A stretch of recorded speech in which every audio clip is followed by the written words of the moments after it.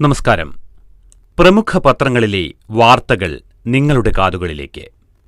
Media one podcast ആരംഭിക്കുന്നു. കാതിലെത്തും പത്രങ്ങൾ. ഇന്ന് 2025 ഏപ്രിൽ 17 വ്യാഴാഴ്ച. ഞാൻ MJ പ്രകാശ്. വഖഫ് ഭേദഗതിയിലെ വിവാദ വ്യവസ്ഥകൾക്കെതിരെ സുപ്രീംകോടതി. വഖഫ് സ്വത്തുക്കളിൽ മാറ്റമരുത്, ബോർഡിലും കൗൺസിലിലും മുസ്ലിംകൾ മതി, അന്തിമ തീരുമാനം കലക്ടർ എടുക്കേണ്ട തുടങ്ങി സുപ്രധാന തിരുത്തൽ നിർദ്ദേശങ്ങൾ കോടതി നൽകി. വാദം തുടരും. ഇന്നാണ് ഇടക്കാല വിധി. അനധികൃത സ്വത്ത് സമ്പാദന കേസിൽ ADGP MR അജിത് കുമാറിനെ കുറ്റവിമുക്തമാക്കിയ വിജിലൻസ് റിപ്പോർട്ട് മുഖ്യമന്ത്രി അംഗീകരിച്ചു. ഇതോടെ അജിത് കുമാറിന് പോലീസ് മേധാവിയാകാനുള്ള തടസ്സം മാറി. സ്വർണം കുതിപ്പ് തുടരുകയാണ്. പവൻ വില 70,520 രൂപയിലെത്തി. നോക്കാം പത്രവാർത്തകൾ വിശദമായി. ആദ്യം മാധ്യമത്തിലേക്ക്. വിവാദ വ്യവസ്ഥകൾക്കെതിരെ സുപ്രീംകോടതി. വഖഫ് സ്വത്തുക്കളിൽ മാറ്റം അരുത് എന്ന് തലക്കെട്ട്. വാദം തുടരും. ഇന്ന് ഇടക്കാല ഉത്തരവ്.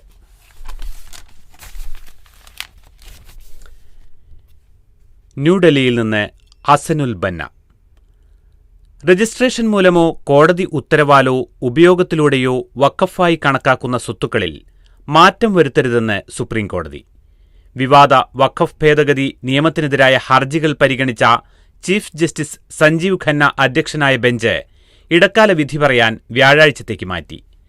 നിയമത്തിലെ 3 സുപ്രധാന വകുപ്പുകൾ അടിയന്തരമായി സ്റ്റേ ചെയ്യുമെന്ന സൂചനയാണ് കോടതി നൽകിയത്.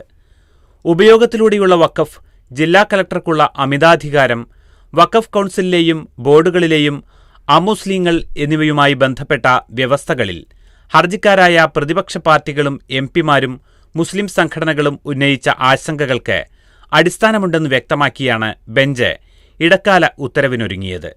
എന്നാൽ ഇടക്കാല ഉത്തരവിൽ വേറെ വാദം കേൾക്കണമെന്നും അതിനായി വ്യാഴാഴ്ചത്തേക്ക് നീട്ടിവെക്കണമെന്നുമുള്ള കേന്ദ്ര സർക്കാരിന്റെ ആവശ്യം ജസ്റ്റിസുമാരായ സഞ്ജയ് കുമാർ, KV വിശ്വനാഥൻ എന്നിവർ കൂടി അടങ്ങുന്ന ബെഞ്ച് അവസാന നിമിഷം അംഗീകരിക്കുകയായിരുന്നു. പ്രമാദമായ വിഷയങ്ങളിൽ കേന്ദ്ര സർക്കാരിനെ പ്രതിരോധത്തിലാക്കിയ നിരവധി ചോദ്യങ്ങൾ ഉന്നയിച്ച സുപ്രീംകോടതി ചില വിഷയങ്ങളിൽ മുസ്ലിം സംഘടനകളുടെ വാദവും ചോദ്യം ചെയ്തു. വഖഫിന്മേലുള്ള നിയമനിർമ്മാണ അവകാശം, വഖഫിന് ലിമിറ്റേഷൻ ആക്ട് ബാധകമാക്കൽ തുടങ്ങിയ വിഷയങ്ങളിൽ സർക്കാർ പക്ഷത്തുനിന്നുള്ള അഭിപ്രായ പ്രകടനവും കോടതിയുടെ ഭാഗത്തുനിന്നുണ്ടായി. വഖഫ് കേസുകൾ സുപ്രീംകോടതിയുടെ പരിഗണനയിലിരിക്കെ ഇതിന്റെ പേരിൽ ആക്രമണങ്ങൾ സംഭവിക്കാൻ പാടില്ലായിരുന്നുവെന്ന് ചീഫ് ജസ്റ്റിസ് ചൂണ്ടിക്കാട്ടിയതിനോട് മുതിർന്ന അഭിഭാഷകരായ കപിൽ സിബലും അഭിഷേക് മനു സിംഗ്വിയും യോജിച്ചു. എന്നാൽ ഇത് കോടതിക്കുമേൽ സമ്മർദ്ദമുണ്ടാക്കാനാണെന്ന് സോളിസിറ്റർ ജനറൽ തുഷാർ മേത്ത കുറ്റപ്പെടുത്തി. 3 നിർദ്ദേശങ്ങൾ. ഇടക്കാല ഉത്തരവായി പുറപ്പെടുവിക്കാമെന്ന് കരുതുന്ന 3 നിർദ്ദേശങ്ങളാണ് ചീഫ് ജസ്റ്റിസ് സഞ്ജീവ് ഖന്ന ഇരുഭാഗം അഭിഭാഷകരുടെയും പരിഗണനയ്ക്കായി വെച്ചത്. 1. രജിസ്ട്രേഷൻ മൂലമോ കോടതി ഉത്തരവാലോ ഉപയോഗത്തിലൂടെയോ മറ്റേതെങ്കിലും നിലയ്ക്കോ വഖഫായി കണക്കാക്കുന്ന സ്വത്തുക്കൾ മാറ്റം വരുത്തരുത്. 2. കലക്ടർമാർക്ക് അന്വേഷണം നടത്താമെങ്കിലും പുതിയ നിയമത്തിലെ വ്യവസ്ഥകൾ പ്രകാരം നടപടി അരുത്. 3. കേന്ദ്ര വഖഫ് കൗൺസിലിലും സംസ്ഥാന വഖഫ് ബോർഡുകളിലും എക്സ് ഒഫീഷ്യോ അംഗങ്ങളല്ലാത്തവർ എല്ലാവരും മുസ്ലിങ്ങളായിരിക്കണം. ഭൂതകാലം തിരുത്തിയെഴുതാനാകില്ല. ചോദ്യങ്ങളുമായി കോടതി. വഖഫാണോ അല്ലേ എന്ന് കോടതി തീരുമാനിച്ചാൽ പോരെ, എന്തിനാണ് കലക്ടർ തീരുമാനിക്കുന്നത്? ഇങ്ങനെ നിരവധി ചോദ്യങ്ങളാണ് കോടതി ഉയർത്തിയത്. മറ്റു ചോദ്യങ്ങളിലേക്ക് കൂടി. കലക്ടർ വഖഫ് അല്ലെന്ന് പറഞ്ഞാൽ ഒരു സ്വത്ത് വഖഫ് അല്ലാതായിത്തീരുന്നത് ന്യായമാണോ? എന്തിനാണ് ഈ വ്യവസ്ഥ? ഉപയോഗത്തിലൂടെ വഖഫായി തീർന്നത് എങ്ങനെ രജിസ്റ്റർ ചെയ്യും? എന്ത് രേഖകളാണ് അതിനുണ്ടാകുക? ഫലത്തിൽ അത് വഖഫ് അല്ലാതായിത്തീരില്ലേ? ഉപയോഗത്തിലൂടെയുള്ള വഖഫ് അതല്ലാതാക്കുന്നത് പ്രശ്നമാകും. 100-200 വർഷമായുള്ള പബ്ലിക് ട്രസ്റ്റ് വഖഫായി പ്രഖ്യാപിച്ചത് പൊടുന്നനെ അല്ലെന്ന് പറയാനാകില്ല. ഭൂതകാലം തിരുത്തിയെഴുതാനാകില്ല. സുപ്രീംകോടതി ശരിവെച്ച ഉപയോഗത്താലുള്ള വഖഫിന് നിയമസാധുത ഇല്ലാതായെന്നാണോ സർക്കാർ പറയുന്നത്? കോടതി വിധിയോ ഉത്തരവോ അസാധുവാണെന്ന വ്യവസ്ഥ എങ്ങനെയാണ് നിയമത്തിൽ ഉൾപ്പെടുത്തുക? ഉപയോഗത്തിലുള്ള വഖഫിൽ തർക്കം വന്നാൽ അത് വഖഫ് അല്ലാതാകുമോ? ബ്രിട്ടീഷുകാർ വരുന്നതിനു മുൻപ് നമുക്ക് രജിസ്ട്രേഷനും സ്വത്ത് നിയമവുമില്ല. പല പള്ളികളും പണിതത് 14ഉം 15ഉം നൂറ്റാണ്ടുകളിലാണ്. ഉപയോഗത്താൽ വഖഫായി തീർന്നത് രജിസ്റ്റർ ചെയ്യാൻ പോയാൽ സർക്കാർ അത് തങ്ങളുടെ ഭൂമിയാണെന്ന് പറഞ്ഞാൽ എന്ത് സംഭവിക്കും? ഇനി മുതൽ ഹിന്ദു എൻഡോവ്മെന്റ് ബോർഡുകളുടെ ഭാഗമാകാൻ മുസ്ലിങ്ങളെ അനുവദിക്കുമോ? അതിൻ്റെ ഉപദേശക സമിതികളിൽ പോലും മുസ്ലിങ്ങളെ വയ്ക്കാത്തത് എന്തുകൊണ്ടാണ്? ഹിന്ദു ചാരിറ്റബിൾ എൻഡോവ്മെന്റ് നിയമപ്രകാരമുള്ള സ്ഥാപനങ്ങൾ ഹിന്ദുക്കളല്ലേ ഭരിക്കുന്നത്? ഇതൊക്കെയാണ് കോടതി ചോദിച്ച ചോദ്യങ്ങൾ. ഹർജിക്കാരോടും സുപ്രീം കോടതി ചോദ്യങ്ങൾ ചോദിക്കുന്നു. തർക്കങ്ങളിൽ കലക്ടറുടെ തീരുമാനത്തിനെതിരെ ട്രൈബ്യൂണലിൽ പോകാനാവില്ലേ? രേഖകളില്ലാതെ വഖഫ് ഉണ്ടാക്കരുത് എന്നു പറയുന്നതിൽ എന്താണ് പ്രശ്നം? വഖഫ് രജിസ്റ്റർ ചെയ്താൽ അത് വഖഫിന് സഹായകമാകില്ലേ? ദൈവത്തിനുള്ള സമർപ്പണമാണ് വഖഫ്. അതിന്മേൽ അവകാശങ്ങളും വ്യാജ അവകാശങ്ങളും ഒഴിവാക്കുന്നതിനല്ലേ വഖഫ് ഡീഡ് എന്ന് പറയുന്നത്? വഖഫ് നിയമത്തിനും സർക്കാരിന് ലിമിറ്റേഷൻ ആക്ട് ബാധകമാക്കാം. ലിമിറ്റേഷൻ ആക്ട് ബാധകമാക്കുന്നത് ഭരണഘടനാ വിരുദ്ധമാണെന്ന് പറയാനാവില്ല.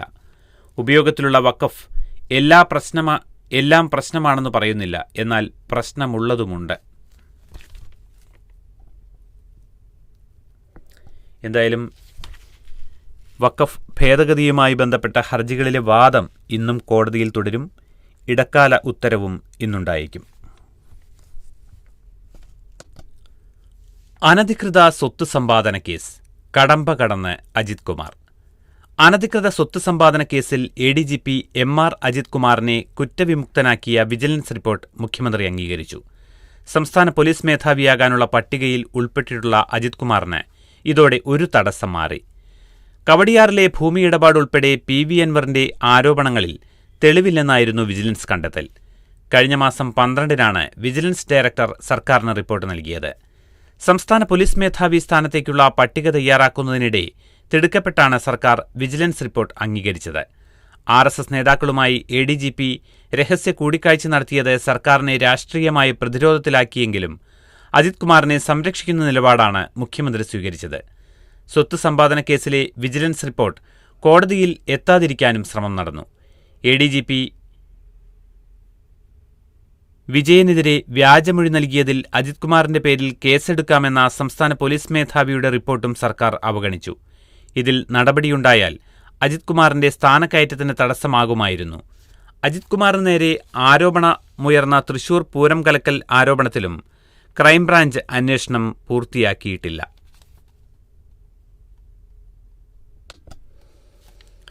രണ്ട് ദിവസത്തെ ഇടവേളയ്ക്ക് ശേഷം സ്വർണ്ണവില വീണ്ടും ഉയരങ്ങളിലേക്ക്.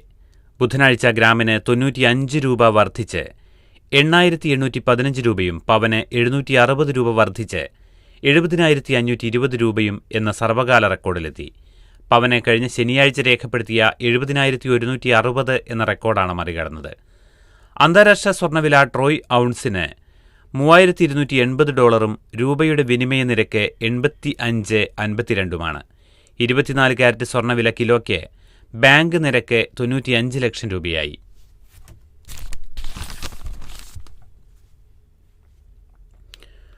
മാസപ്പടി കേസിൽ ഹൈക്കോടതി പ്രത്യേക കോടതി നടപടിയിൽ തൽസ്ഥിതി തുടരണം. തങ്ങളെ കേൾക്കാതെയാണ് കേസെടുക്കാൻ നിർദ്ദേശിച്ചതെന്ന CMRLന്റെ ഹർജിയിലാണ് ഇടക്കാല ഉത്തരവ്. CMRL എക്സാലോജിക് സാമ്പത്തിക ഇടപാടിൽ serious fraud investigation office file ചെയ്ത അന്വേഷണ റിപ്പോർട്ടിൽ കേസെടുക്കാൻ ഉത്തരവിട്ട പ്രത്യേക കോടതിയുടെ നടപടിയിൽ തൽസ്ഥിതി തുടരാൻ ഹൈക്കോടതി നിർദ്ദേശം. എതിർകക്ഷികൾക്ക് സമൻസ് അയക്കുന്നതടക്കം പ്രത്യേക കോടതി നടപടികൾ ഇതോടെ നിർത്തിവെക്കണം. തങ്ങളെ കേൾക്കാതെയാണ് കേസെടുക്കാൻ നിർദ്ദേശിച്ചതെന്ന് CMRL ഫയൽ ചെയ്ത ഹർജിയിലാണ് ജസ്റ്റിസ് TR രവിയുടെ ഇടക്കാല ഉത്തരവ്. കേസെടുക്കാൻ ഉത്തരവിടും മുൻപ് പ്രത്യേക കോടതി എതിർകക്ഷികളെ കേൾക്കേണ്ടതുണ്ടോ എന്ന നിയമപ്രശ്നത്തിൽ ഹൈക്കോടതി വിശദവാദം കേൾക്കും. പുതിയ ക്രിമിനൽ നിയമമായ ഭാരതീയ നാഗരിക സുരക്ഷാ സംഹിത പ്രകാരം കേസെടുക്കാൻ ഉത്തരവിടുന്നതിനു മുൻപ് എതിർകക്ഷികളെയും കേൾക്കേണ്ടതുണ്ടെന്നാണ് ഹർജിക്കാരുടെ വാദം. എന്നാൽ SFIO അന്വേഷണം തുടങ്ങിയത് BNSS നിലവിൽ വരുന്നതിന് മുൻപായതിനാൽ ഇത് ബാധകമല്ലെന്ന് കേന്ദ്ര സർക്കാരിനായി ഹാജരായ additional solicitor general ARL Sundaresan വാദിച്ചു.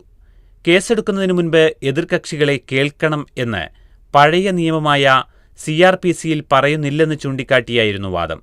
കേന്ദ്ര സർക്കാരിനോട് എതിർ സത്യവാങ്മൂലം ഫയൽ ചെയ്യാൻ നിർദ്ദേശിച്ച ഹൈക്കോടതി ഹർജി മെയ് 23 പരിഗണിക്കാൻ മാറ്റി.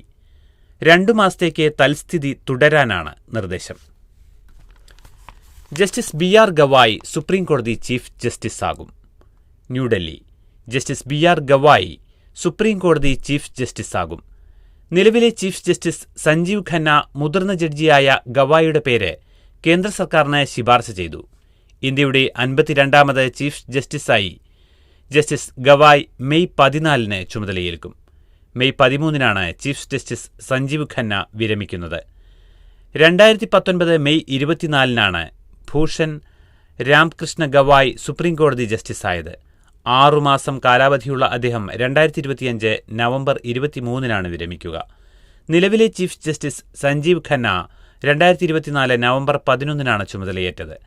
65 വയസ്സാണ് സുപ്രീം കോടതി ജഡ്ജിമാരുടെ വിരമിക്കൽ പ്രായം. ഉറുദു ഇന്ത്യയിൽ ജനിച്ച ഭാഷ, മതവുമായി കൂട്ടിക്കെട്ടേണ്ട. ന്യൂഡൽഹി. ഉറുദു ഇന്ത്യയിൽ ജനിച്ച ഭാഷയാണെന്നും അതിനെ ഏതെങ്കിലും മതവുമായി കൂട്ടിക്കെട്ടേണ്ടതില്ലെന്നും സുപ്രീംകോടതി. മഹാരാഷ്ട്രയിലെ ഉറുദുവിലുള്ള സൂചക ബോർഡുകൾ നീക്കണമെന്ന ഹർജി തള്ളിയാണ് കോടതിയുടെ നിരീക്ഷണം. ഹിന്ദിയെ ഹിന്ദുക്കളുടേതും ഉറുദുവിനെ മുസ്ലിങ്ങളുടേതുമെന്ന നിലയിൽ കൊളോണിയൽ ശക്തികൾ വിഭജനത്തിനായി ഉപയോഗിച്ചിരുന്നെന്ന് കോടതി പറഞ്ഞു. മറാഠിയും ഹിന്ദിയും പോലെ ഉറുദുവും ഈ ഭൂമിയിൽ ജനിച്ച ഇൻഡോ ആര്യൻ ഭാഷയാണെന്ന് കോടതി ചൂണ്ടിക്കാട്ടി.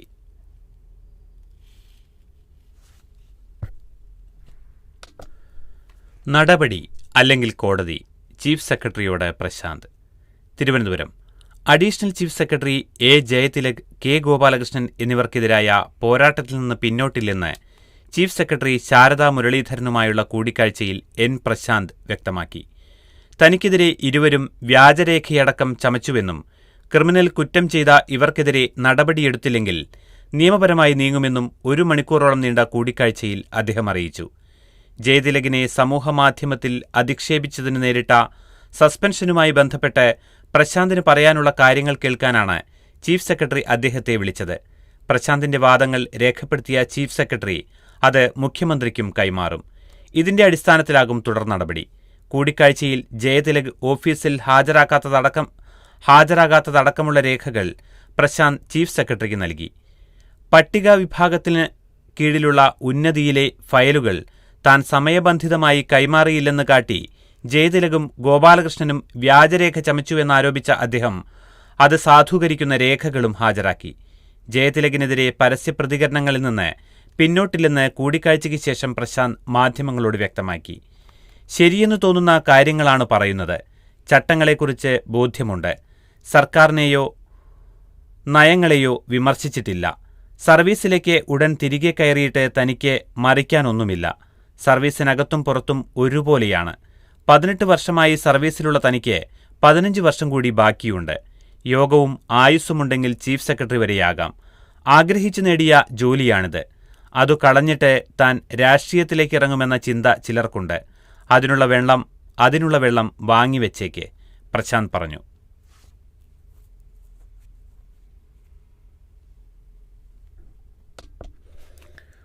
വഖഫ്.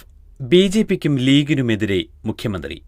BJP കുളം കലക്കി, ലീഗിന് ഇരട്ടത്താപ്പ്.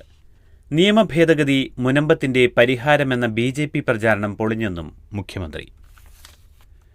തിരുവനന്തപുരം. വഖഫ് വിഷയത്തിൽ BJPക്കും മുസ്ലിം ലീഗിനുമെതിരെ മുഖ്യമന്ത്രി പിണറായി വിജയൻ.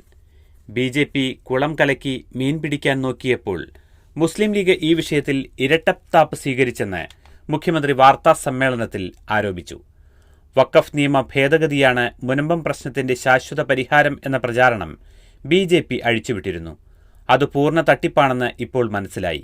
ഈ നിയമ ഭേദഗതിയിലൂടെ പ്രശ്നം പരിഹരിക്കാൻ കഴിയില്ലെന്ന സത്യം കേന്ദ്രമന്ത്രിയുടെ വായിൽ നിന്ന് വീണുപോയി. കേന്ദ്രമന്ത്രിയെ മുനമ്പത്തെത്തിച്ച BJPയുടെ രാഷ്ട്രീയം പൊളിയുകയും ചെയ്തു. മുസ്ലിം ലീഗ് ഈ വിഷയത്തിലെടുക്കുന്ന ഇരട്ടത്താപ്പിന് തളിപ്പറമ്പ് സർ സയ്യിദ് കോളേജ് ഭൂമി വഖഫ് അല്ലെന്ന അവരുടെ നിലപാടാണ് തെളിവ്. ലീഗ് നേതാക്കളാണ് കോളേജിന്റെ മാനേജ്മെന്റിലുള്ളത്. വടക്കേ മലബാറിൽ സാമൂഹികവും രാഷ്ട്രീയവുമായി പിന്നോക്കം നിൽക്കുന്നവർക്ക് വിദ്യാഭ്യാസം ഉറപ്പാക്കാനാണ് കോളേജ് ആരംഭിച്ചത്. തളിപ്പറമ്പ് ജുമാ മസ്ജിദിന്റെ 25 ഏക്കർ 1966 വഖഫ് ബോർഡ് ഉത്തരവിലൂടെ പാട്ടത്തിന് വിട്ടുകൊടുക്കുകയായിരുന്നു. ഭാരവാഹികളായ ലീഗ് നേതാക്കൾ ഇതിനെ തള്ളിപ്പറയുകയാണ്. വസ്തു ജുമാ മസ്ജിദിന്റേത് അല്ലെന്നും നരിക്കോട് ഈട്ടിശ്ശേരി ഇല്ലം വകയാണെന്നുമുള്ള വിചിത്രവാദമാണ് അവർ കോടതിയിൽ പറഞ്ഞത്. പള്ളിയുടെ ഉടമസ്ഥതയിൽ വർഷങ്ങളായുള്ള ഭൂമി വഖഫ് ഭൂമിയല്ലെന്ന നിലപാടെടുക്കാൻ ലീഗിനെ പ്രേരിപ്പിച്ചത് എന്താണ്? ഇത് BJPക്ക് സഹായകരമായ നിലപാടാണെന്ന് മുഖ്യമന്ത്രി പറഞ്ഞു. ഉറപ്പു നൽകാൻ ആകാത്ത അവസ്ഥയെന്ന് MV ഗോവിന്ദൻ.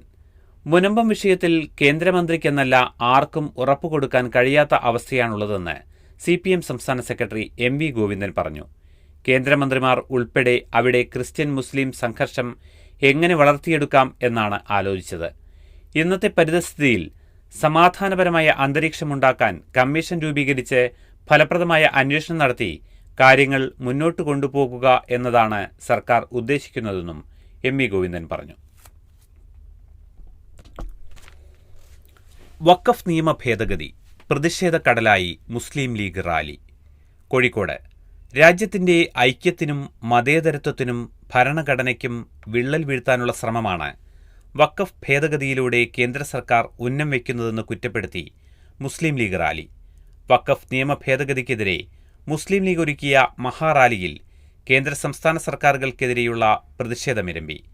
വഖഫ് വിഷയത്തിൽ രാജ്യത്തു നടന്ന ഏറ്റവും വലിയ പ്രതിഷേധങ്ങളിലൊന്നാണ് ബുധനാഴ്ച സന്ധ്യയ്ക്ക് കോഴിക്കോട് കടപ്പുറത്ത് നടന്നത്. മുസ്ലിം ലീഗ് സംസ്ഥാന പ്രസിഡന്റ് പാണക്കാട് സാദിഖ് അലി ശിഹാബ് തങ്ങൾ ഉദ്ഘാടനം ചെയ്തു. കർണാടക റവന്യൂ മന്ത്രി കൃഷ്ണഭൈരവ ഗൌഡയും തെലങ്കാന വനിതാ ശിശുക്ഷേമ മന്ത്രി ധൻസാരി അനസൂയ സീതാക്കയും മുഖ്യാതിഥികളായി. PK കുഞ്ഞാലിക്കുട്ടി അധ്യക്ഷനായി.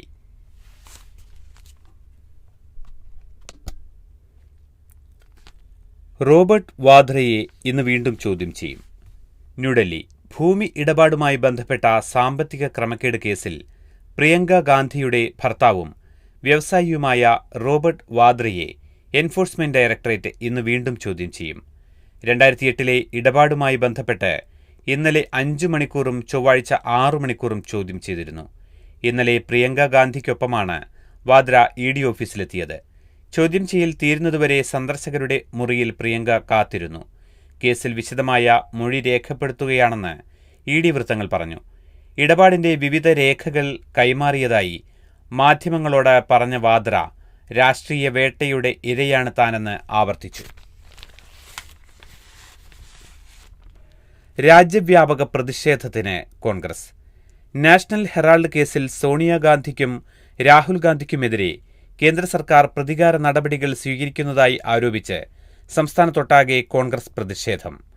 ജില്ലാ കോൺഗ്രസ് കമ്മിറ്റിയുടെ നേതൃത്വത്തിൽ വിവിധ കേന്ദ്ര സർക്കാർ ഓഫീസുകളിലേക്ക് മാർച്ച് നടത്തി. തലസ്ഥാനത്ത് പാളയം രക്തസാക്ഷി മണ്ഡപത്തിൽ നിന്ന് AG's ഓഫീസിലേക്ക് നടത്തിയ പ്രതിഷേധം KPCC പ്രസിഡന്റ് K. സുധാകരൻ ഉദ്ഘാടനം ചെയ്തു. വിഭജനത്തിന്റെ രാഷ്ട്രീയം പറയുന്നവരാണ് ഇന്ന് കേന്ദ്രത്തിൽ അധികാരത്തിലിരിക്കുന്നതെന്ന് അദ്ദേഹം ആരോപിച്ചു. സോണിയാഗാന്ധിക്കും രാഹുൽ ഗാന്ധിക്കുമെതിരെയുള്ള അന്വേഷണ ഏജൻസികളുടെ നടപടികൾ രാഷ്ട്രീയ പ്രേരിതമാണ്. വിഭജനത്തിന്റെ രാഷ്ട്രീയം പറയുന്നവർക്കെതിരെ ശബ്ദമുയർത്തുന്നവരെ അന്വേഷണ ഏജൻസികളെ ഉപയോഗിച്ച് നിശബ്ദരാക്കാമെന്ന് പ്രതീക്ഷിച്ചാൽ അത് നടക്കില്ലെന്നും സുധാകരൻ പറഞ്ഞു.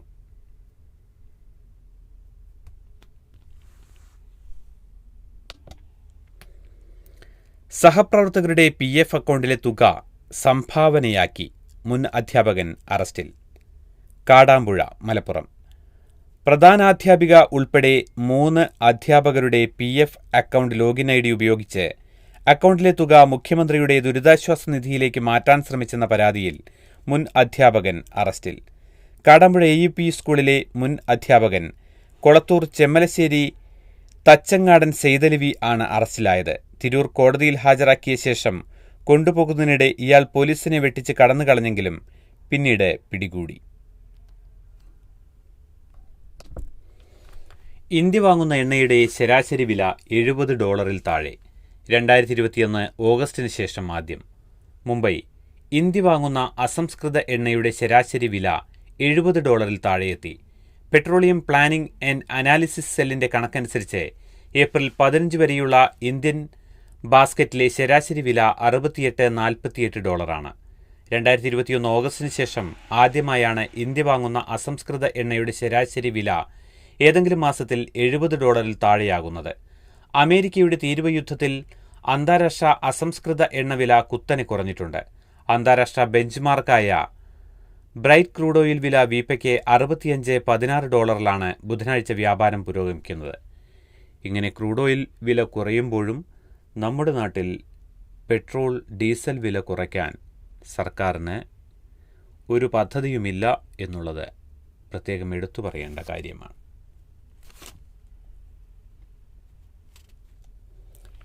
ചൈനയുടെ ബോയിംഗ് ഉപരോധം ഇന്ത്യക്ക് നേട്ടമായിരിക്കും. വിമാന കമ്പനികൾക്ക് വിമാനങ്ങൾ നേരത്തെ എത്തും.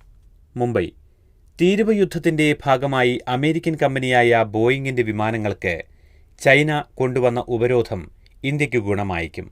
ചൈനീസ് വിമാന കമ്പനികൾ ബോയിങ്ങിന്റെ പുതിയ വിമാനങ്ങൾ വാങ്ങരുതെന്നാണ് ചൈനീസ് സർക്കാരിന്റെ നിർദ്ദേശം.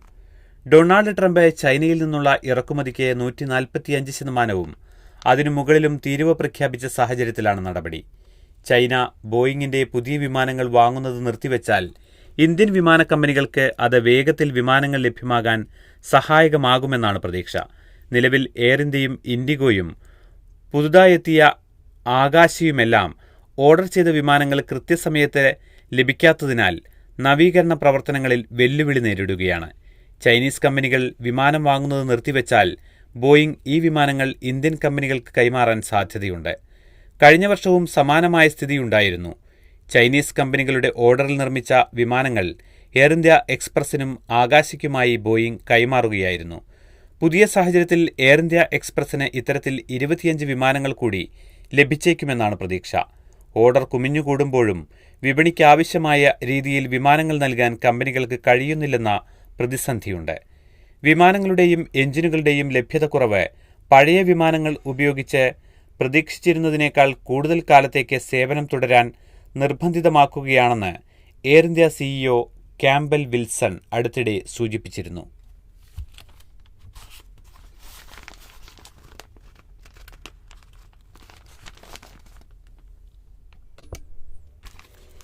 മുനമ്പം മുതലെടുപ്പിനിറങ്ങി മുഖം നഷ്ടപ്പെട്ട് BJP.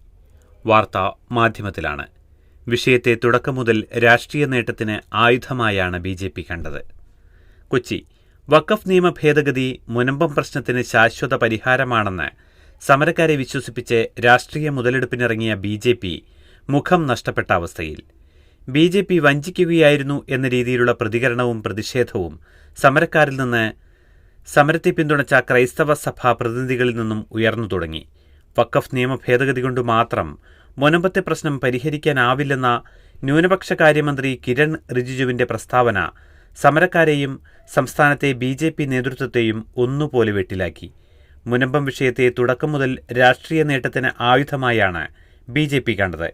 ഇത് ക്രിസ്ത്യാനികളും മുസ്ലിങ്ങളും തമ്മിലുള്ള വിഷയമായി വളർത്തിക്കൊണ്ടുവരാൻ ബോധപൂർവമായ ശ്രമങ്ങളുണ്ടായി. വഖഫ് ബോർഡിനെക്കുറിച്ച് തെറ്റായ കാര്യങ്ങൾ സമരക്കാർക്കിടയിൽ പ്രചരിപ്പിച്ചു. ബില്ലിനെ മുസ്ലിം സമുദായം എതിർക്കുന്നത് മുനമ്പത്തും മറ്റു പലയിടത്തും താമസിക്കുന്നവരെ കുടിയിറക്കാനുള്ള ഗൂഢനീക്കമാണെന്ന് തെറ്റിദ്ധരിപ്പിച്ചു. ബിൽ മുനമ്പം നിവാസികൾക്ക് ഗുണം ചെയ്യുമെന്ന് സമരപന്തലിലെത്തി ഉറപ്പു നൽകിയ കേന്ദ്രമന്ത്രി സുരേഷ് ഗോപി വഖഫിനെ കിരാതം എന്നുവരെ വിശേഷിപ്പിച്ചു. കാസ പോലുള്ള തീവ്ര സംഘടനകളും BJPയും സമരത്തിന്റെ നിയന്ത്രണം ഏറ്റെടുത്തതോടെ വഖഫും മുനമ്പവും മറയാക്കി വിദ്വേഷ പ്രചരണവും ശക്തിപ്പെട്ടു.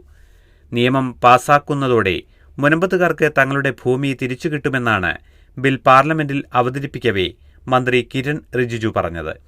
എന്നാൽ കഴിഞ്ഞ ദിവസം കൊച്ചിയിലെത്തിയ അദ്ദേഹം ബിൽ പരിഹാരമല്ലെന്നും നിയമപോരാട്ടം തുടരേണ്ടി വരുമെന്നും പറഞ്ഞതോടെ ഇരുട്ടടി കിട്ടിയ അവസ്ഥയിലാണ് സമരക്കാർ. ബിൽ പാസായപ്പോൾ രാത്രി വൈകിയും സമരപന്തലിൽ പ്രധാനമന്ത്രിക്ക് നന്ദി അറിയിച്ച് പ്രകടനം നടത്തുകയും മുനമ്പം ജനതയുടെ വിജയത്തിന് കാരണം BJP സർക്കാരാണെന്ന് എവിടെയും പറയുമെന്ന് പ്രഖ്യാപിക്കുകയും ചെയ്ത അവർ ഇപ്പോൾ തികഞ്ഞ നിരാശയിലാണ്.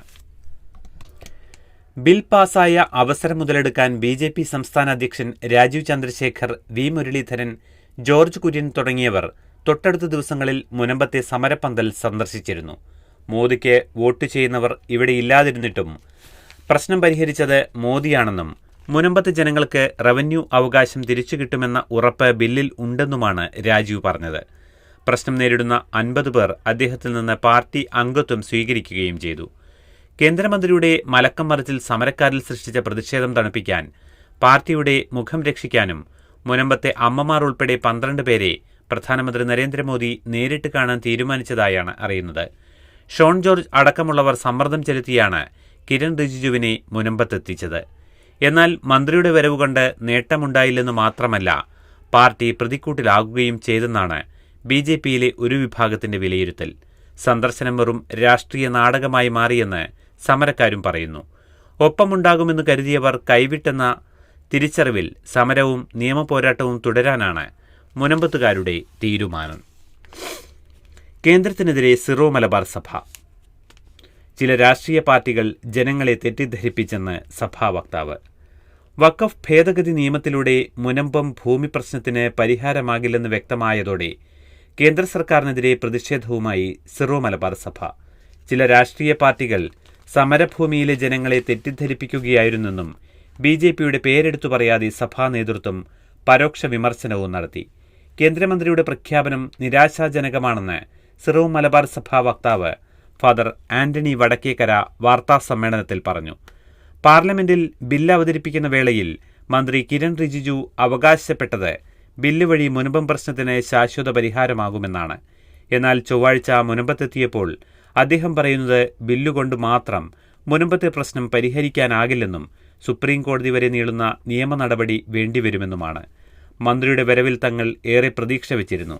എന്നാൽ ഈ പ്രഖ്യാപനം ഏറെ നിരാശയുണ്ടാക്കി.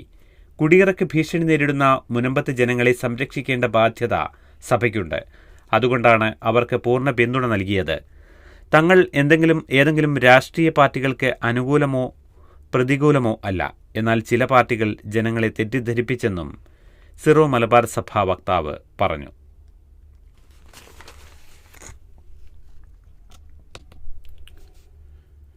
കേന്ദ്ര സർക്കാർ മുനമ്പത്തെ ജനങ്ങളെ പറഞ്ഞു പറ്റിക്കുകയും സംസ്ഥാന സർക്കാർ അവരെ ചതിക്കുകയുമാണ് ചെയ്തതെന്ന് പ്രതിപക്ഷ നേതാവ് VD സതീശൻ. മുനമ്പത്തെ പ്രശ്നം പരിഹരിക്കാനുള്ള നിയമപരമായ ഫോർമുല UDFനുണ്ട്. എന്നാൽ പ്രശ്നം പരിഹരിക്കാൻ സംസ്ഥാന സർക്കാർ തയ്യാറല്ല. 2 മതവിഭാഗങ്ങൾ തമ്മിലുള്ള പ്രശ്നമാക്കി അതിൽ നിന്നും രാഷ്ട്രീയ മുതലെടുപ്പ് നടത്താനുള്ള സംഘപരിവാർ അജണ്ടയ്ക്ക് കുടപിടിച്ചു കൊടുക്കുകയാണ് സംസ്ഥാന സർക്കാർ ചെയ്യുന്നത്. പാർലമെന്റ് ഇപ്പോൾ പാസാക്കിയ വഖഫ് നിയമം മുനമ്പത്തെ വിഷയം പരിഹരിക്കാൻ പര്യാപ്തമല്ലെന്ന് UDF നേരത്തെ പറഞ്ഞതാണ്. ഇത് ഒരിക്കലും അവസാനിക്കാത്ത നിയമപ്രശ്നത്തിലേക്ക് മുനമ്പം വിഷയത്തെ കൊണ്ടുപോകാനുള്ള സാധ്യതയുമുണ്ട്. ഭൂമി വഖഫ് അല്ലെന്ന് അത് നൽകിയ സേട്ടിന്റെ കുടുംബവും ഭൂമി വാങ്ങിയ ഫറൂഖ് കോളേജ് മാനേജ്മെന്റും ട്രൈബ്യൂണലിൽ പറഞ്ഞിരുന്നു. മുനമ്പത്തേത് വഖഫ് ഭൂമിയല്ലെന്ന നിലപാട് ആദ്യമായി സ്വീകരിച്ചത് UDF ആണ്. UDFന്റെ അതേ നിലപാടിലേക്ക് ഭൂമി നൽകിയവരും വാങ്ങിയവരും എത്തിയ സാഹചര്യത്തിൽ അനുകൂല നിലപാട് ട്രൈബ്യൂണലിൽ നിന്ന് ഉണ്ടായേനെ. പ്രശ്നം പരിഹരിക്കാനുണ്ടായിരുന്ന അവസരത്തെ പിന്നിൽ നിന്ന് കുത്തി ചതിച്ചത് സംസ്ഥാന സർക്കാരാണെന്നും സതീശൻ കുറ്റപ്പെടുത്തി.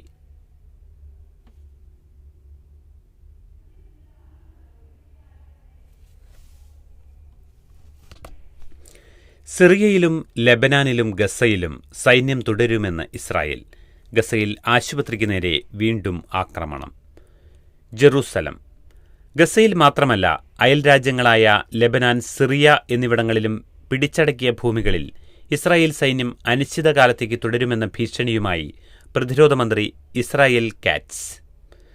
കുടിയിറക്കി പിടിച്ചെടുത്ത പ്രദേശങ്ങളിൽ നിന്ന് പൂർണ്ണമായി ആളുകളെ ഒഴിപ്പിക്കുന്നതിന് പകരം സൈനികരെ നിലനിർത്തി അവയെ സുരക്ഷിത മേഖലകളാക്കുകയാണ് ലക്ഷ്യമെന്ന് കാറ്റ്സ് പറഞ്ഞു. വെടിനിർത്തൽ അവസാനിപ്പിച്ച ശേഷം വീണ്ടും കരസേന ആക്രമണം നടത്തിയ ഗസയിൽ കഴിഞ്ഞ ആഴ്ചകളിലായി നിരവധി പ്രദേശങ്ങൾ ഇസ്രായേൽ സൈന്യം പിടിച്ചടക്കിയിരുന്നു. ബന്ദിമോചനത്തിന് ഹമാസിനെ നിർബന്ധിക്കാനെന്ന പേരിലാണ് നടപടിയെങ്കിലും കൂടുതൽ സൈന്യത്തെ വിന്യസിച്ച് നിയന്ത്രണം ശക്തമാക്കുകയാണ്. ഹിസ്ബുള്ളക്കെതിരെ ആക്രമണവുമായി കഴിഞ്ഞ വർഷം ലെബനാനിലെത്തിയ ഇസ്രായേൽ സേന ചില ഭാഗങ്ങളിൽ നിന്ന് ഇനിയും പിൻവാങ്ങിയിട്ടില്ല. ബഷാറുൽ അസദിനെ മറിച്ചിട്ട സൈനിക അട്ടിമറിക്കുടൻ തെക്കൻ സിറിയയിലേക്ക് കടന്നുകയറിയ ഇസ്രായേൽ സൈന്യം അവിടെയും ആക്രമണം തുടരുകയാണ്. അതിനിടെ ഗസയിൽ ആശുപത്രിയിൽ വീണ്ടും ആക്രമണമുണ്ടായി. കുവൈറ്റ് ഫീൽഡ് ഹോസ്പിറ്റലിന്റെ വടക്കേ ഗേറ്റിലുണ്ടായ ബോംബാക്രമണത്തിൽ ഒരു മെഡിക്കൽ ജീവനക്കാരൻ കൊല്ലപ്പെട്ടു. 9 പേർക്ക് പരിക്കേറ്റു. എല്ലാവരും രോഗികളോ മെഡിക്കൽ ജീവനക്കാരോ ആണ്. ഗസയിലെ ആശുപത്രികളിലേറെയും ഇസ്രായേൽ ബോംബിംഗിൽ തകർക്കപ്പെട്ട നിലയിലാണ്. ഇതിനിടെയാണ് വീണ്ടും ആശുപത്രി ലക്ഷ്യമിടുന്നത്. ബുധനാഴ്ച മാത്രം വിവിധ ആക്രമണങ്ങളിൽ 24 പേരുടെ മരണം സ്ഥിരീകരിച്ചിട്ടുണ്ട്. ഗസയിൽ കൊല്ലപ്പെട്ടവരുടെ എണ്ണം 51,000 കവിഞ്ഞിരുന്നു. വെടിനിർത്തൽ അവസാനിച്ച മുറയ്ക്ക് മരുന്നും ഭക്ഷണവും അവശ്യ സേവനങ്ങളും പൂർണ്ണമായി മുടക്കപ്പെട്ട ഗസ കടുത്ത പട്ടിണിയുടെ മുനയിലാണ്. ചൈനയ്ക്കുമേൽ തീരുവ 245% US. തുടരുന്ന വ്യാപാര യുദ്ധം കൂടുതൽ രൂക്ഷമാക്കി ചൈനയ്ക്കുമേൽ തീരുവ പിന്നെയും കുത്തനെ കൂട്ടി US. 245% ഉയർത്തിയത്. കൊബാൾട്ട്, ലിഥിയം, നിക്കൽ എന്നിവയും സ്മാർട്ട് ഫോണുകളും ബാറ്ററികളും നിർമ്മിക്കാൻ ഉപയോഗിക്കുന്ന അത്യപൂർവ ലോഹങ്ങളുമടക്കം സംസ്കരിച്ച ധാതുക്കളുടെ ഇറക്കുമതിയെക്കുറിച്ച് പഠിക്കാൻ പ്രസിഡന്റ് ഡൊണാൾഡ് ട്രംപ് ഉത്തരവിട്ടതിനു പിന്നാലെയാണ് തീരുവ ഉയർത്തൽ. ഗലീലിയം, ജർമേനിയം പോലുള്ള പല പ്രധാനപ്പെട്ട വസ്തുക്കളുടെയും US-ലേക്കുള്ള കയറ്റുമതിയിൽ ചൈന നിയന്ത്രണം ഏർപ്പെടുത്തുകയാണെന്ന് വൈറ്റ് ഹൌസ് ആരോപിച്ചു. സൈനിക, ബഹിരാകാശ, സെമി കണ്ടക്ടർ വ്യവസായങ്ങൾക്ക് ഈ വസ്തുക്കൾ അത്യന്താപേക്ഷിതമാണെന്നും വൈറ്റ് ഹൌസ് വ്യക്തമാക്കി. ഈ ആഴ്ച 6 ലോഹങ്ങളുടെ കയറ്റുമതിക്ക് ചൈന നിയന്ത്രണം ഏർപ്പെടുത്തിയെന്നും വൈറ്റ് ഹൌസിന്റെ ആരോപണമുണ്ട്. നേരത്തെ ബോയിംഗ് വിമാനങ്ങളുടെ ഇറക്കുമതിക്ക് ചൈന നിയന്ത്രണം ഏർപ്പെടുത്തിയിരുന്നു. രാജ്യത്തെ വിമാന കമ്പനികൾ അമേരിക്കൻ കമ്പനിയായ ബോയിംഗ് നിർമ്മിക്കുന്ന വിമാനങ്ങൾ വാങ്ങരുതെന്നായിരുന്നു ചൈനീസ് സർക്കാരിന്റെ ഉത്തരവ്. ഇതോടെ ഇന്നത്തെ കാതിലെത്തും പത്രങ്ങൾ സമാപിക്കുകയാണ്. ഇനി നാളെ. നന്ദി, നമസ്കാരം.